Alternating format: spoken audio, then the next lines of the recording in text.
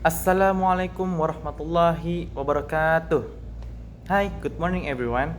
And first of all, let me thank to the judicators who are willing for me to be in this debate championships, and then not to mention students from all over the Indonesian nations, from Sabang to Merauke, who are willing to be in these competitions, compete with each others and being the best one. And then, secondly, I would like to introduce myself. My name is Muhammad Asyam Jayanegara, and I'm from SMAN DRAMAGA. And today's topic of debate in NSDC is about this house would abolish primary and middle school years that group children based on age and instead group them by competency and intelligence. Alright, by that, I'm completely pro with that because of some factors that I will talk about. And then the factors that I will talk about is the first one is what is education system itself, and then two object and priorities that we have in Indonesian's education systems, and then the third I would like to talk about the curriculum and then curriculum merdeka, and then the fourth, the lastly, what we can do for us to be in the better generations in the next years. Because from the golden age we already have learned so many much in Indonesian's education system that is completely very bad, especially in my opinion, and how you can change it. Alright, so first of all, let me introduce what is education itself. The meaning of education is to develop the ability to the formation of dignified character and national civilization in order to educate the nation's life, develop the potential of students to become human beings who are more faithful, pious, moral, healthy, knowledgeable, capable, creative, and independent, and citizens who are democratic and responsible also.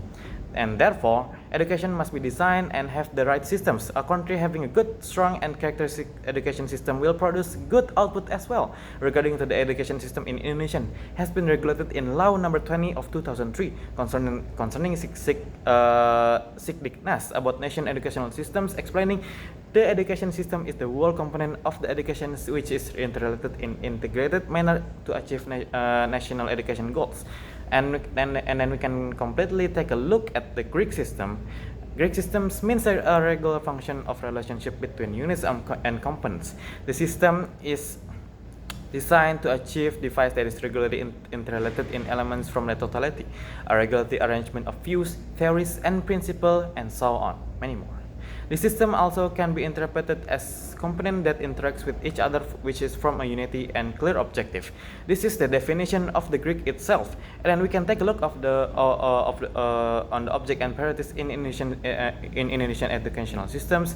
We can take a look that the first one is about the objective and priorities. The second is students, and third is management. The fourth is structures and schedules, and then the fifth is contents material, and then the sixth is educators, and then seven is learning tools and resources, and 8 facilities, and 9 technologies, and 10 quality controls, and lastly but not least, research and cost of education.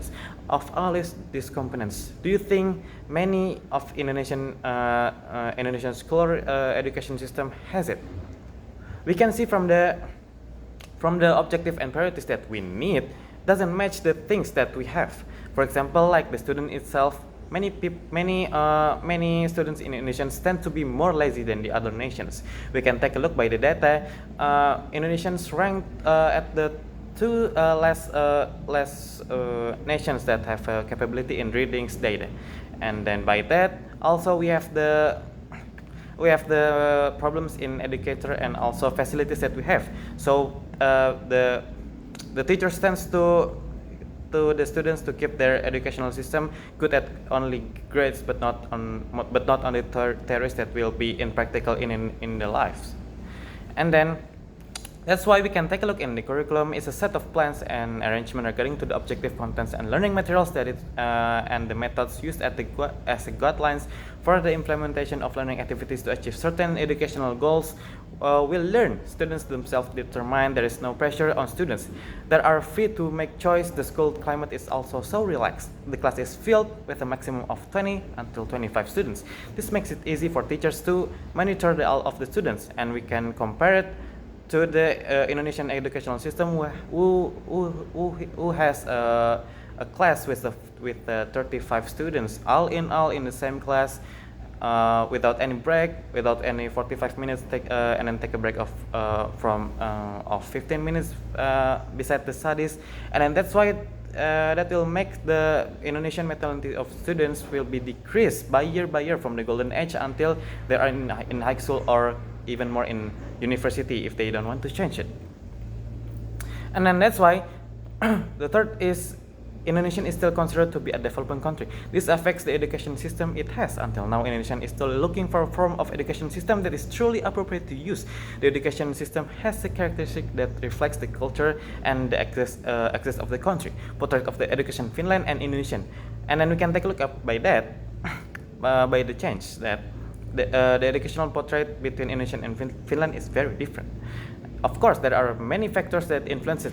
One of which is Indonesia is a developing country that is looking for a form of education system, while in Finland is a developed country that has no longer focus on the search of the education system, but is on its development. In addition, the internal external factors of the students themselves is also contribute, such as family problems, facilities, infrastructures, and socioeconomic structures, conditions, culture based on the data I got from the Organization for Economic Cooperation and Development, which has a program called PISI, Program for International Student Assessment and Development, which evaluates this education system in member countries in world every 3 years. And in Indonesia, we have so low education systems, and because of that, we need to provide important data that we can use to improve country's education system. And the results are as follows that I will mention, and I will take you and I will take it to from the very edge of beginning, from the golden age.